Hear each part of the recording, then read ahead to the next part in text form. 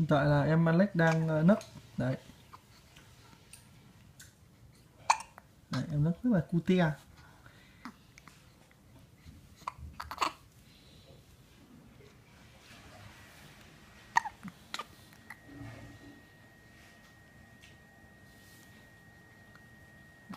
Alex ơi, em nhìn lên camera này.